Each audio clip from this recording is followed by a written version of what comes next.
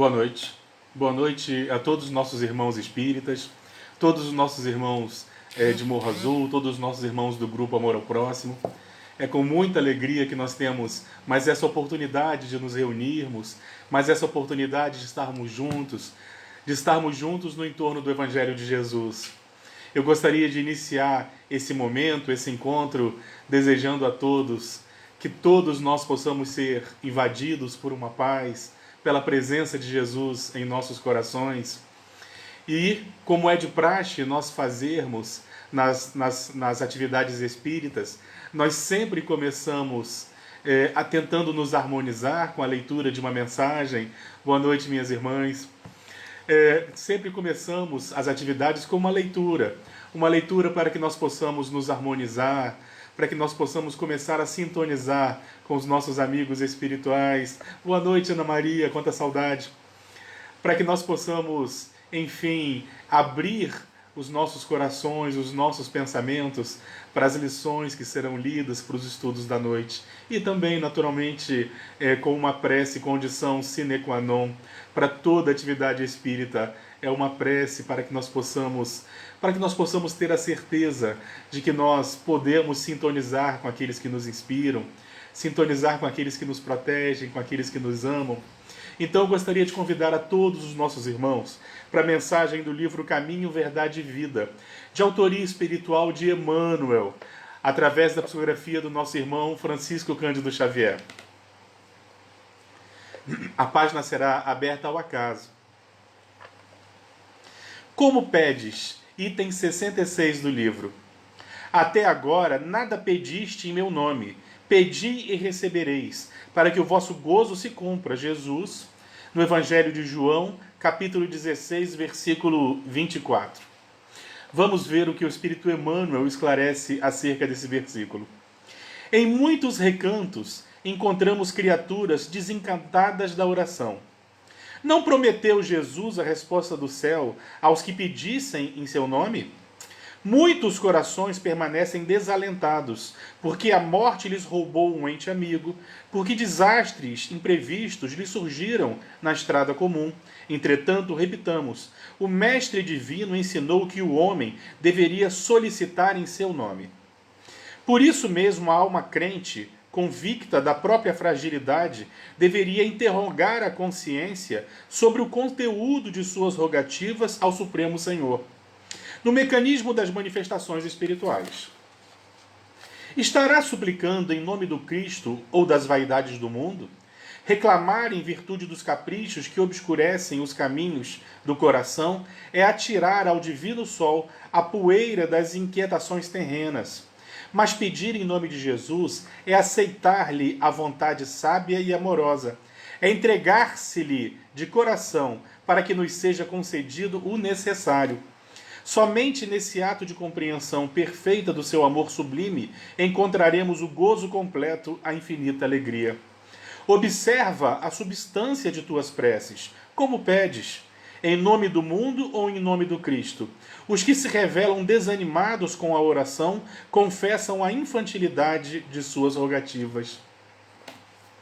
Meus irmãos, após a nossa leitura e as reflexões acerca dela, nós gostaríamos de convidar a todos que nós possamos agora orar, para que nós possamos sintonizar com os nossos amigos espirituais, para que nós possamos pacificarmos-nos, para que nós possamos pedir a Jesus, rogar a Jesus, na sua infinita misericórdia, que interceda por nós em nossos lares. Então eu gostaria de convidar a todos que nesse instante se harmonizem, possam comigo me acompanhar numa rogativa a Jesus, numa súplica, num agradecimento. Vamos pedir uns instantes de silêncio, que os nossos pensamentos e os nossos sentimentos possam estar unidos. Vamos todos, então, elevar os pensamentos a Jesus. Divino amigo de todas as horas, Jesus, amado guia de toda a humanidade, aqui nos recolhemos em prece, Senhor. Sabemos o quão pequeninos somos, mas Tu mesmo prometestes não nos desamparar. Prometeu-nos que nenhuma de Suas ovelhas se perderia, divino pastor de todos nós. Aqui, Senhor, nos recolhemos em prece para pedir a tua intercessão em nossas vidas. Ilumina nossos pensamentos, Senhor. Ilumina nossos corações, para que nós possamos ter forças para mudar nossas atitudes, para mudar nosso comportamento, para vencermos, Senhor, o objetivo de todos nós quando ingressamos nesse educandário divino. Divino guia de toda a humanidade, ilumina nossos lares, Senhor, ilumina aos que sofrem. E nós queremos aproveitar essa oportunidade de comunhão para lhe agradecer o pão nosso de cada dia que não nos faltou. Te agradecemos, Senhor, pelas dificuldades que enfrentamos, as dificuldades inerentes à vida física. Te agradecemos o teto que nos abriga, a roupa que nos aquece, que nos protege do frio. Te agradecemos por nossas famílias. Te agradecemos por todas as oportunidades que a vida nos oferece, na certeza de que todas elas, sem exceção, são para o nosso crescimento, são para a nossa melhoria. Divino amigo de todas as horas, te agradecemos pela oportunidade de estarmos reunidos no ensejo de estudarmos o teu Evangelho. Te pedimos, Senhor, permita que nossos amigos espirituais, nossos anjos protetores, nossos guias, possam nos auxiliar no entendimento, possam nos inspirar, para que nós possamos obter a compreensão necessária, Jesus.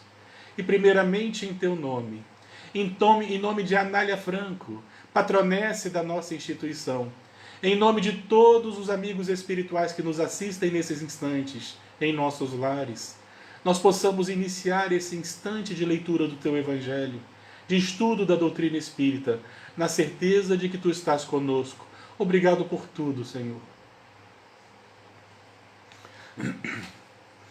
E assim, meus irmãos, sentindo a presença dos nossos amigos espirituais, nós gostaríamos de iniciar o estudo dessa noite na certeza de que todos nós, de alguma forma, seremos amparados por aqueles que nos amam, que nos protegem, por aqueles que verdadeiramente nos acompanham, nossa família espiritual. Que Jesus possa nos inspirar e que mais uma vez nós possamos ter um momento de muito crescimento e paz. Não gostaria de iniciar relembrando o mês em que nós estamos vivendo. Nós estamos vivendo um mês de março, um mês para nós muito especial, exatamente porque estamos antecedendo em alguns dias as festividades da Páscoa. Nós relembramos que na Páscoa, nós, por tradição cristã, nós relembramos os momentos finais de martírio, os momentos de renúncia, as lições maravilhosas que Jesus nos deixa exatamente nesse período. E nós também não temos como deixar de lembrar do dia 8 de março, o Dia Internacional, instituído Dia Internacional das Mulheres, data essa que é comemorada em mais de 100 países, e nós temos que relembrar todos os grandes personagens da história que defenderam essa causa, a causa da igualdade, a causa da emancipação. Diversos personagens ao longo da história, em diversos momentos, eles escreveram, filosofaram, teceram estudos a esse respeito, mas nós que somos espíritas não podemos esquecer a figura de um professor importante, de um pesquisador, professor Hippolyte Léon Denisard Rivail. Allan Kardec escreveu um artigo sobre a defesa das mulheres em termos de direitos iguais. No ano de 1866, ele publica então um artigo na Revista Espírita, cujo título, muito sugestivo, era uma pergunta, onde ele perguntava: a mulher tem alma? Allan Kardec, então, no ano de 1866, ele publica esse artigo fazendo essa pergunta: a mulher tem alma? E ele mesmo vai, então, dissertar a respeito desse assunto, lembrando que a sociedade da época, nós estamos falando do século XIX, meados do século XIX, era comum às sociedades, alguns teólogos, implementarem esse tipo de discussão baseado na mitologia bíblica, onde Deus teria feito Adão a partir do barro. Entretanto, a mulher teria sido criação de sua costela para atendê-lo nas suas necessidades, para servi-lo. Então, teólogos desses que promovem essas discussões vazias e eternas, que verdadeiramente não aproxima o homem do amor, não aproxima o homem das discussões verdadeiramente necessárias. Diversos momentos teólogos questionaram se a mulher possuía alma, e até bem pouco tempo era comum que diversos teólogos defendessem essa tese de que a mulher não possuía alma, tendo em vista que ela era uma criação de parte do homem, dentro da mitologia bíblica. Num concílio bem recente, se eu não me engano, no século XVIII ou já no século XIX, é que a mulher passou a ter alma, por incrível que pareça. Foi num concílio recente, então, que admitiram a entrada no céu, por exemplo, no céu dessas personagens, que ao longo de toda a história, que caminharam ao lado de Jesus e séculos depois viveram a sua mensagem como jamais se viu. Nós temos diversos personagens medievais, diversos personagens que através dos séculos viveram e exemplificaram essa mensagem maravilhosa, e pensar que todos eles estavam proibidos de sua entrada no céu mitológico exatamente pela questão de que se eles possuíam ou não alma. Meus irmãos, por incrível que pareça, isso é verdade. E Allan Kardec, então, ele fazia esse questionamento. Se as mulheres, se permitir a igualdade entre as mulheres era um direito natural ou era uma concessão nossa dos homens. Allan Kardec relembra, então, que nós, espíritos encarnados, o espírito por si só é neutro. E nós, então, passamos a possuir sexo no momento da reencarnação. Mas antes, Kardec explica o motivo da sua publicação. É porque no ano de 1866, quando ele escreve esse artigo, acontecia na França um fenômeno muito curioso. Mulheres lentamente começavam a ganhar o direito de frequentar universidades, de participar dos estudos universitários. Entretanto, elas não ganhavam o direito de ter diploma. Elas cursavam os cursos universitários, as suas graduações, mas não tinham direito de possuir diplomas. E 4 casos já haviam acontecido, segundo Allan Kardec, nesse artigo que ele mesmo escreve, 4 casos haviam ocorrido na França. Ele cita também casos em universidades nos Estados Unidos. Meus irmãos, nós estamos falando do século XIX. Há bem pouco tempo atrás, mulheres eram proibidas de frequentar um ambiente universitário, e aquelas que tinham esse direito conquistado não tinham direito de diplomar em si, não tinham direito de possuírem diploma do curso de graduação que fizeram, então, Allan Kardec. Allan Kardec constrói esse artigo maravilhoso no ano de 1866, onde ele perguntava: a mulher tem alma? E ele defendia exatamente a igualdade dos sexos, baseado naquilo que ele havia escrito no Livro dos Espíritos, na questão 817, onde ele afirma que o espírito é neutro, que o espírito, ao reencarnar, ele pode, então, animar um corpo físico em condição masculina, em condição feminina, de acordo com as suas necessidades de crescimento, necessidades de aprendizado, suas necessidades expiatórias. Allan Kardec já, então, em meados do século XIX, ele já defendia a igualdade entre os sexos, já defendia a igualdade entre homens e mulheres no mundo. Nós vamos lembrar que no livro Obras Póstumas, num texto atribuído a Allan Kardec, ele fala das aristocracias.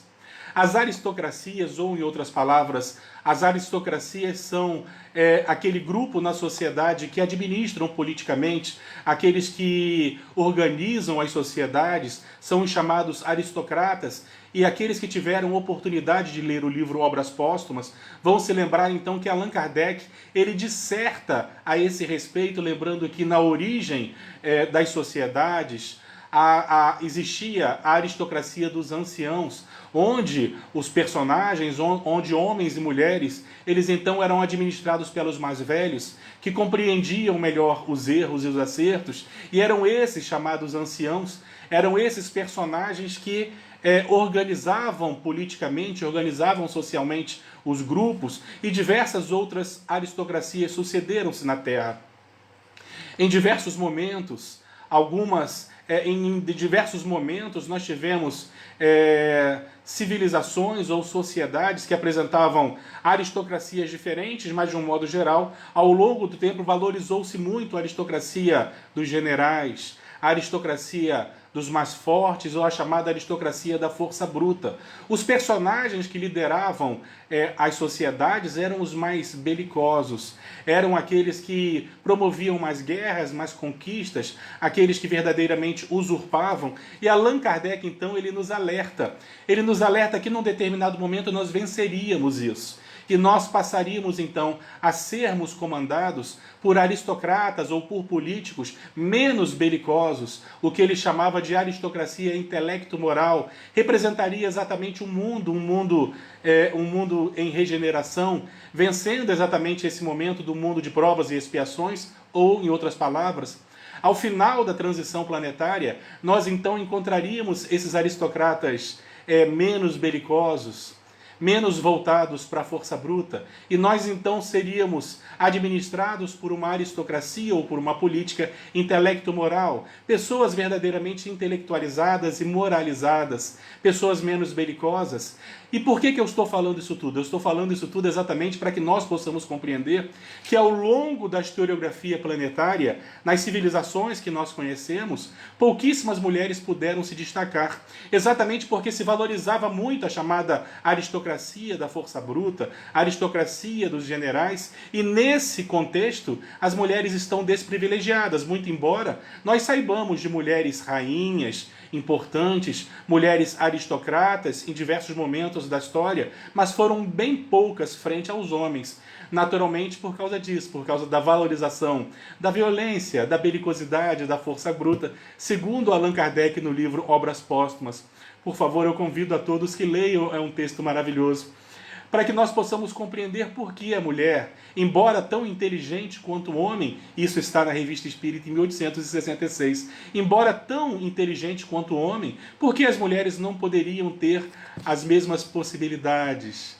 Por que a mulher não podia frequentar o ambiente universitário? Por que a mulher não podia diplomar-se? Allan Kardec já perguntava isso na Revista Espírita em um artigo de 1866. E quando nós falamos exatamente dessas personagens maravilhosas, eu relembro aqui uma frase que eu li recentemente, ignorando, e peço perdão por isso, ignorando a autoria, nós vivemos um mundo em que metade desse mundo é constituído por mulheres e a outra metade pelos filhos dela.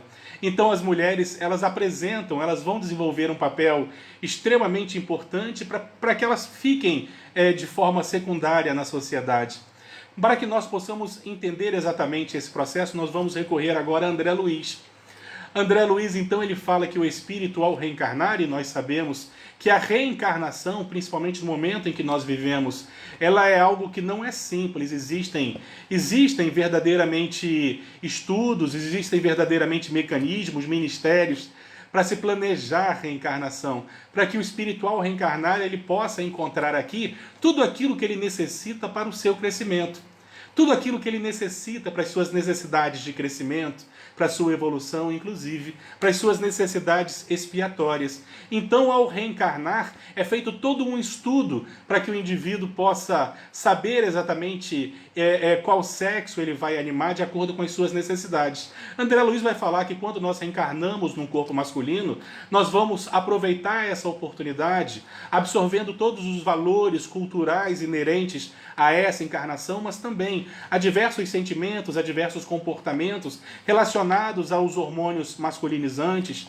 O contrário acontece quando nós reencarnamos num corpo feminino, onde nós vamos vivenciar toda aquela cultura. E relembrando que cultura é algo que pode variar de sociedade para sociedade, nós vamos então aproveitar toda a cultura e todas as oportunidades, tudo aquilo que nós vivemos sob a égide de determinados hormônios que nos conduzem a determinados comportamentos, e o espírito tem a necessidade de vivenciar os dois, passar pelas duas experiências, nos ensina André Luiz. E nós espíritas, gostaria de aqui abrir um outro parênteses, nós espíritas que somos conhecedores da reencarnação, dos planejamentos reencarnatórios, da complexidade que é exatamente planejar uma reencarnação para que esses mecanismos perfeitos divinos possam se encaixar e o indivíduo possa lograr ocasião de encontrar aqui tudo aquilo que ele necessita para o seu progresso, todos os seus encontros, todas as suas dificuldades. Nós, espíritas, não podemos de forma alguma alimentar nenhum tipo de discriminação ou preconceito, vista a diversidade que existe entre nós, seres humanos de todos os tipos, porque nós somos conhecedores da reencarnação, conhecedores que somos da reencarnação e da necessidade do indivíduo experienciar diversas realidades, da multiplicidade de culturas, multiplicidade do espírito no sentido reencarnatório. Nós espíritas não alimentamos nenhum tipo de preconceito frente à diversidade que a humanidade nos apresenta. Ou pelo menos deveríamos agir dessa forma. Então, meus irmãos, fechando parênteses e voltando, a mulher ela sempre teve muita dificuldade. Somente agora, nós começamos a encontrar a mulher vencendo espaço na sociedade. Hoje, em nível de curiosidade, já que nós iniciamos o nosso estudo, lembrando Allan Kardec, exatamente questionando por que mulheres não possuíam diplomas, não poderiam possuir diplomas em meados do século XIX, eu gostaria de lembrar aqui que hoje, mais da metade das cadeiras universitárias no Brasil são ocupadas por mulheres. As mulheres conseguiram ganhar um espaço e hoje elas ocupam um espaço maior do que alguns homens, maior do que era ocupado pelos homens. Antigamente, cursos que eram verdadeiramente cursos masculinos, determinadas engenharias, hoje já não é mais assim. Hoje a mulher também já ocupa esse espaço. E nós começamos a observar a democratização dessas oportunidades, se aproximando exatamente daquilo que Kardec falava acerca da transição planetária, momento no qual nós começaríamos a mudar nosso comportamento, valorizando uma aristocracia intelecto-moral. Nesse espaço, nessa realidade, a mulher consegue então lograr determinados espaços que não lhes era permitido. E a mulher ao tempo de Jesus? Ao tempo de Jesus, então, há 2 milênios atrás, era tudo muito mais complexo. Emmanuel vai nos falar que a mulher ela tinha poucas oportunidades. A mulher ela não era permitido a mulher que frequentasse determinados ambientes, não era permitido a mulher que andasse sozinha nas ruas, que frequentasse as sinagogas ou até que se falasse nas sinagogas. As mulheres, então, elas sempre tinham que estar acompanhadas de um homem. E nós vamos encontrar uma recomendação muito curiosa em Deuteronômio, recomendando que a mulher ande alguns passos atrás de seu homem, mostrando exatamente que a mulher ela era considerada um ser inferior. Homens não se dirigiam às mulheres a não ser que houvesse extrema necessidade, não falavam com as mulheres nos espaços públicos, mas Jesus foi aquele personagem que veio para transformar exatamente a humanidade. Ele veio exatamente semear as sementes da Boa Nova, as sementes da esperança e da transformação nos nossos corações. Ele veio exatamente para trazer-nos essas lições maravilhosas. Jesus não foi um teórico que ficou do alto de uma montanha dizendo de lá o que nós deveríamos fazer.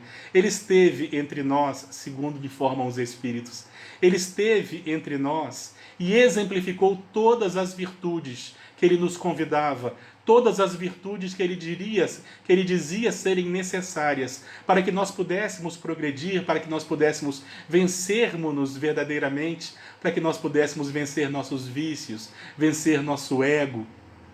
Jesus, então, ele esteve entre nós. E é importante nós lembrarmos da lei das afinidades,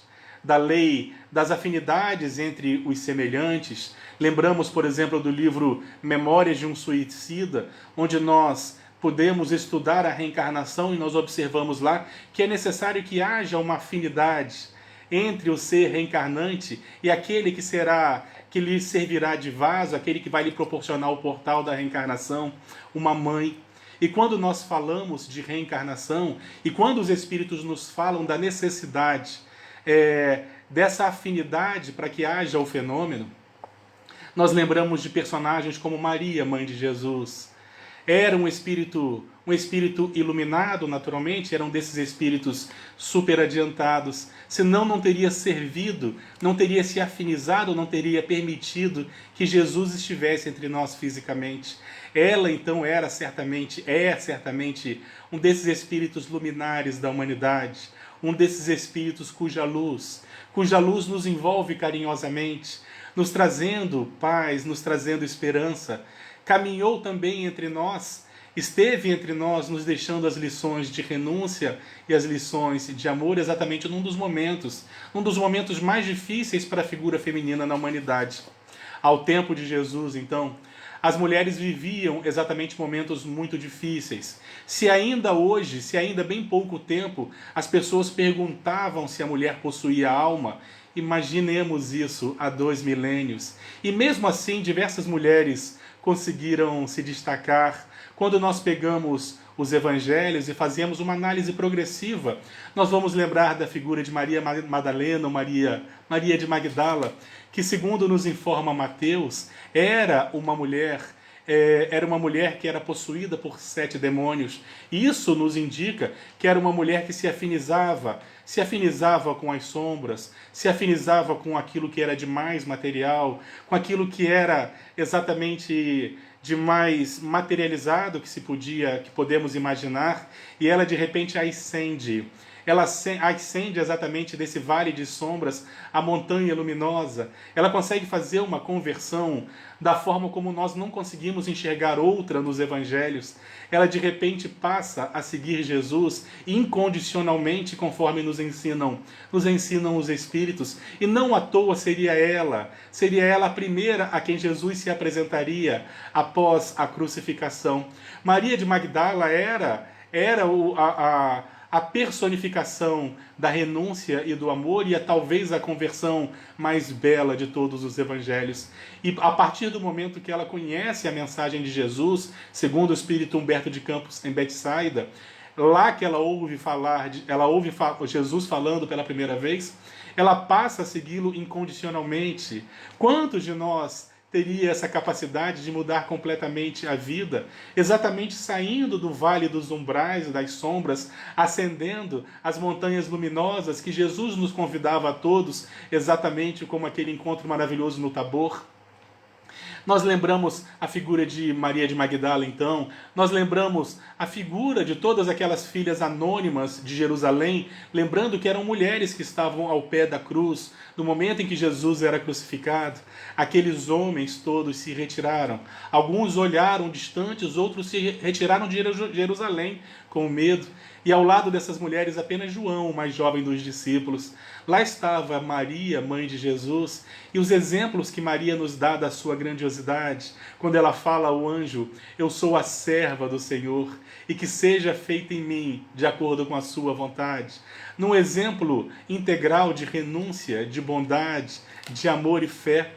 Ela estava ali ao pé da cruz, ela estava presente, por exemplo, quando ela via a multidão, a turba, a nossa representação, gritando por Barrabás, e ela ficava entristecida ao reconhecer entre nós muitos que fomos beneficiados pelo seu Filho amoroso, pelo Divino Mestre, quando esteve entre nós. E ela se perguntava o porquê daquilo, mas nós continuávamos gritando por Barrabás. Nós não podemos esquecer de Lídia de Filipos. Nós vamos encontrar ela presente nos livros Atos dos Apóstolos. Lídia, que cede a sua casa, exatamente para que a mensagem do Evangelho pudesse ser estudada, sem temer os perigos que estavam inerentes a essa concessão que ela fazia. Ela cede o seu lar para que aqueles primeiros personagens convertidos ao Evangelho em Filipos pudessem estudar. Nós não podemos esquecer um personagem que a tradição passou a chamar de Verônica. Verônica seria aquela mulher que sofria de um processo hemorrágico. Na literatura nós encontramos ela, nós não sabemos seu nome, a tradição passou a chamá-la de Verônica. Nós sabemos apenas que ela sofria de um processo hemorrágico muito grave. Nos textos nós vamos encontrá-la apenas sendo designada como uma mulher hemorroíça ou como uma mulher hemorrágica, mas sem compreender na plenitude exatamente o que isso significa. Porque as mulheres, quando elas estavam no período menstrual, elas eram consideradas impuras. E os homens não podiam tocá-las, não podiam se aproximar delas. E de repente nós temos ali uma personagem que estava há 12 anos sofrendo de hemorragia. Tudo que ela possuía havia sido dilapidado por médicos naquela região, por médicos na ocasião, que tentaram curá-la, e ela se encontrava completamente desprovida de bens materiais, completamente sem saúde, enfraquecida, porque há 12 anos, imaginemos isso, Há 12 anos ela sofria desse intenso processo hemorrágico. Quando ela ouve falar de Jesus, indo para a região onde ela estava, ele estava indo exatamente para encontrar a filha de Jairo. E nesse momento nós sabemos que uma multidão o acompanhava. Ela também, sabendo que Jesus passaria por ali, ela vai ao seu encontro. Mas a multidão não permitia que ela se aproximasse, que ela tecesse com ele algumas considerações e até um pedido de socorro. E ela então, com muito esforço, se aproxima e toca suas vestes. E, estranhamente, nesse momento, Jesus para. Relata aos seus discípulos que sentiu sair dele uma virtude.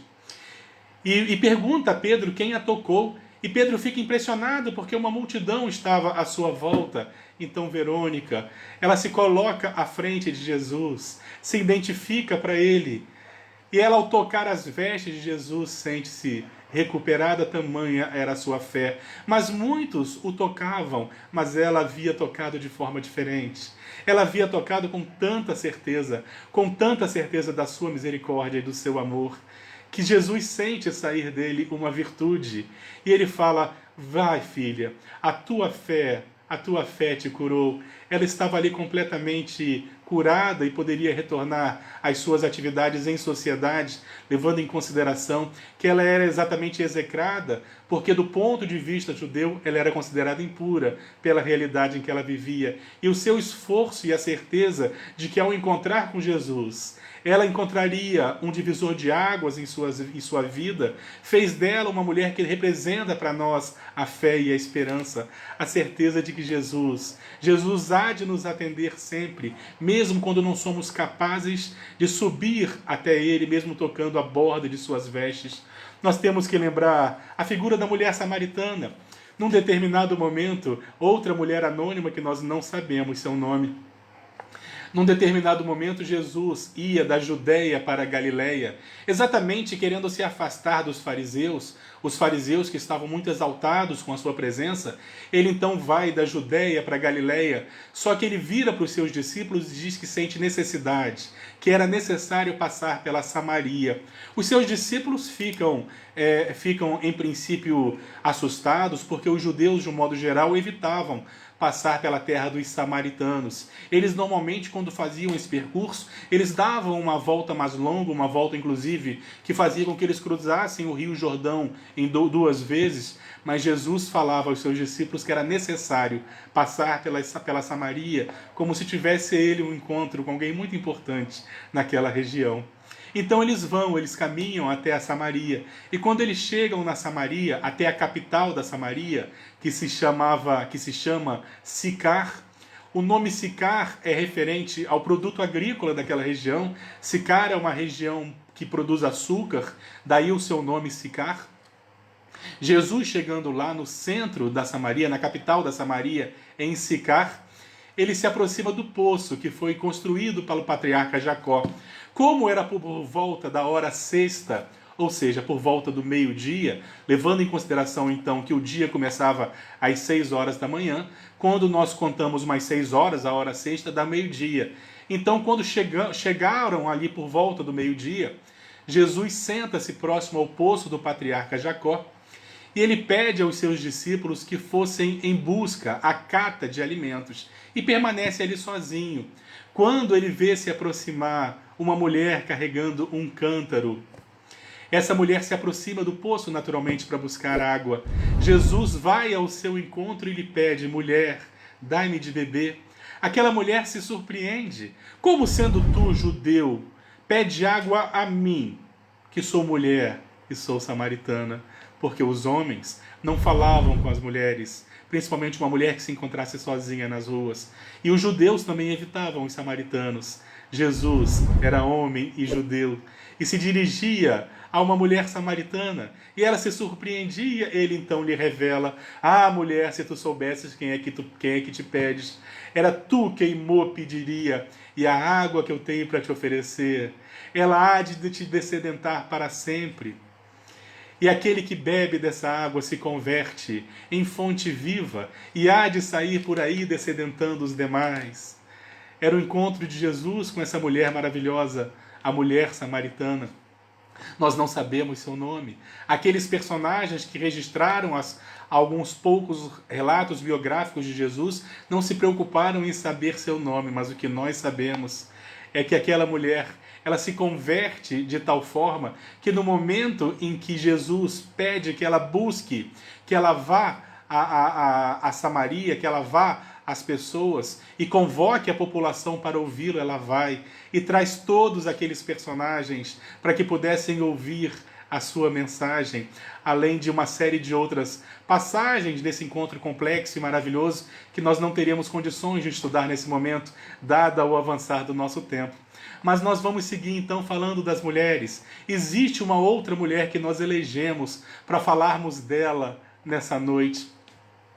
Nós vamos falar agora de uma personagem que exatamente no outro extremo de uma escala que nós construímos, se nós pegamos Maria de Magdala e afirmamos, conforme está na narrativa de Mateus, nós afirmamos que ela era uma mulher endemoniada, que ela era uma mulher obsidiada, que era uma mulher que se encontrava nos umbrais, no vale dos umbrais.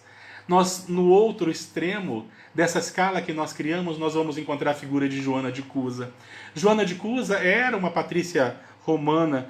O seu marido, Cusa, ele era um intendente de Herodes, era alguém que pertencia à High Society, era alguém que pertencia à nata da sociedade, era alguém que possuía escravos, era alguém que possuía servos lhe servindo o tempo todo.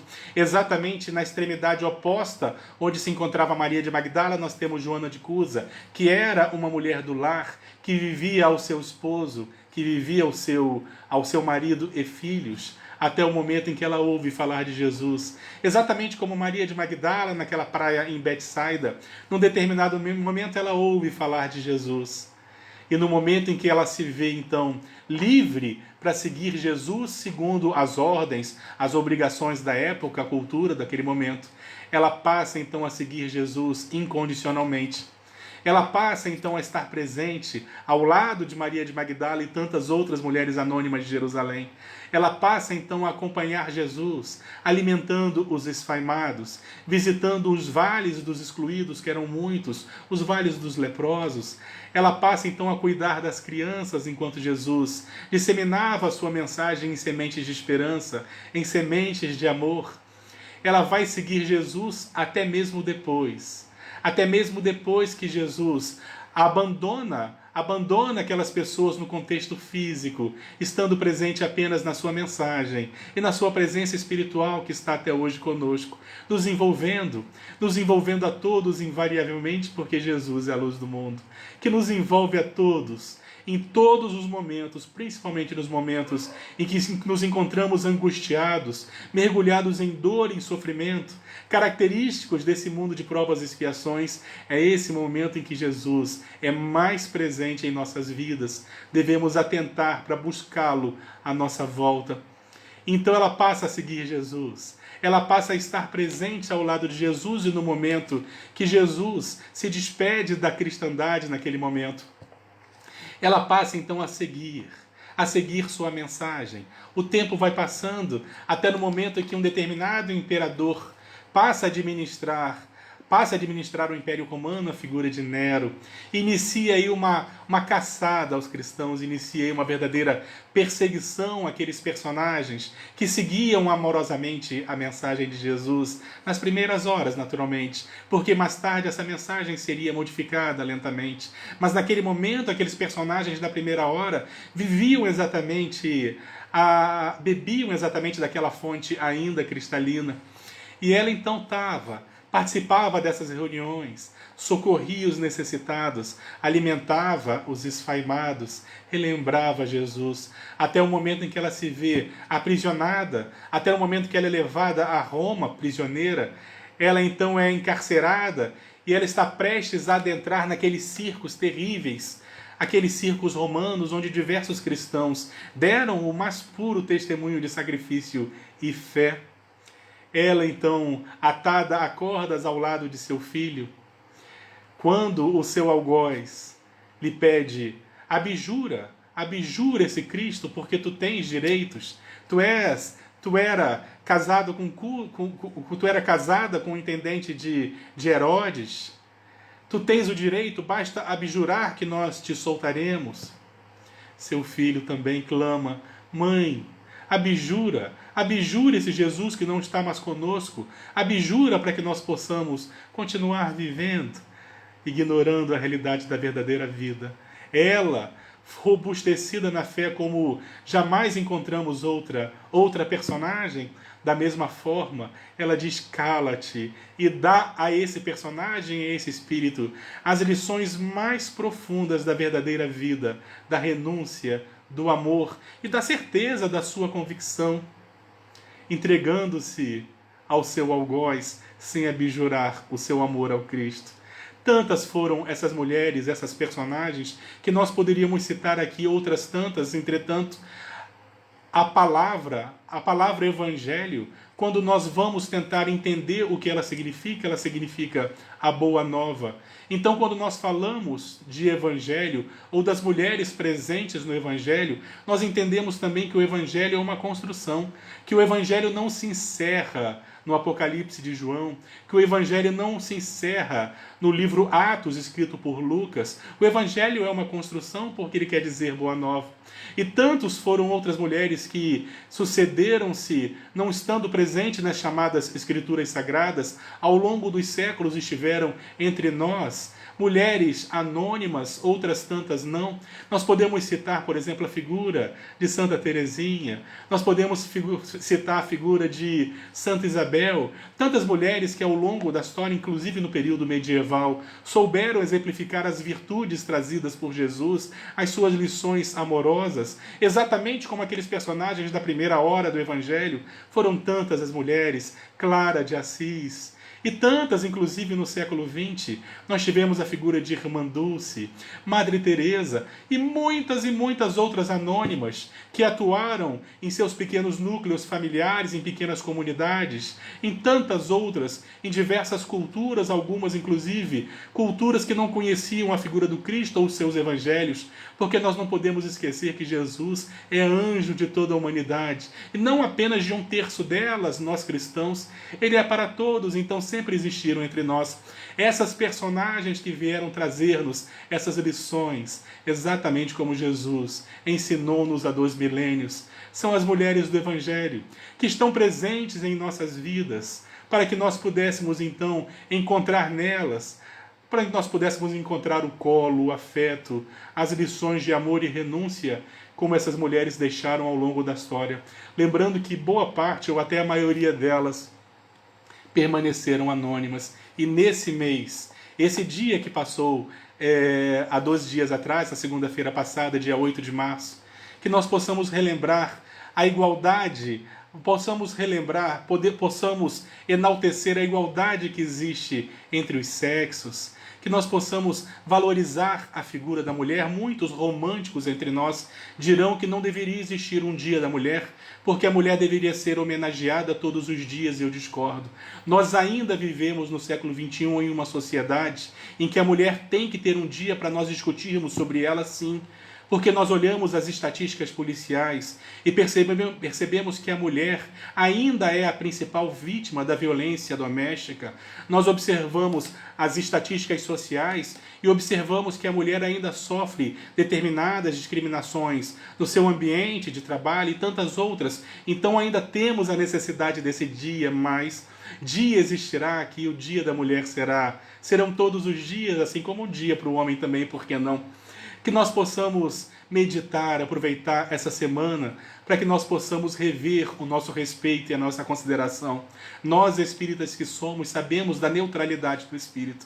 Entretanto, nós reencarnamos, e a reencarnação, ela vai nos trazer, ela vai corresponder exatamente aquilo, de acordo com aquilo que nós necessitamos para o nosso crescimento. Não à toa, não existe isso de reencarnarmos à toa em determinados sexos. Não existe isso, porque não existe brincadeira, porque não existe acaso. Tudo obedece mecanismos seguros para o nosso crescimento, para o nosso progresso, de acordo com as nossas necessidades, naturalmente. Então, meus irmãos, que nós possamos homenagear nossas mães, nossas irmãs, nossas esposas, nossas companheiras, aquelas que já partiram para a nossa família espiritual, que estão conosco nesses instantes, porque sentimos a presença. Que nós possamos lembrar de todas essas mulheres maravilhosas. E eu gostaria de pedir que Jesus continue nos amparando, que possa iluminar nossos pensamentos, possa abençoar nossos corações. Eu gostaria de encerrar o nosso estudo convidando a todos que possam nos acompanhar numa prece de gratidão.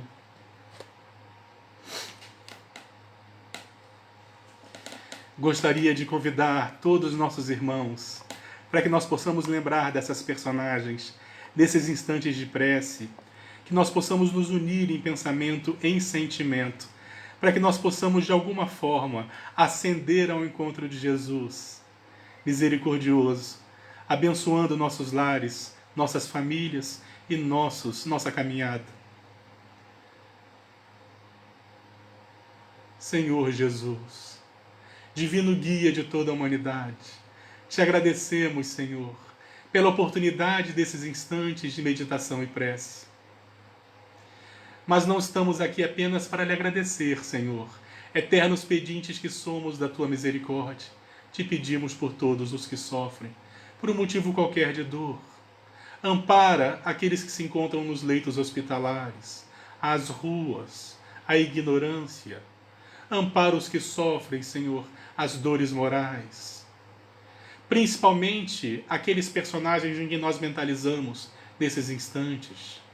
Nossos amigos, familiares, aqueles que não puderam estar conosco nesses instantes. Te pedimos por todos eles, Senhor. Te pedimos pelos nossos companheiros desencarnados. Te pedimos, Senhor, nesses instantes, por aqueles que mais necessitam de Ti e da Tua intervenção.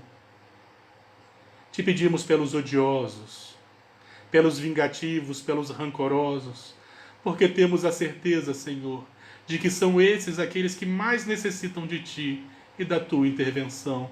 Intercede, Jesus. Intercede por todos nós.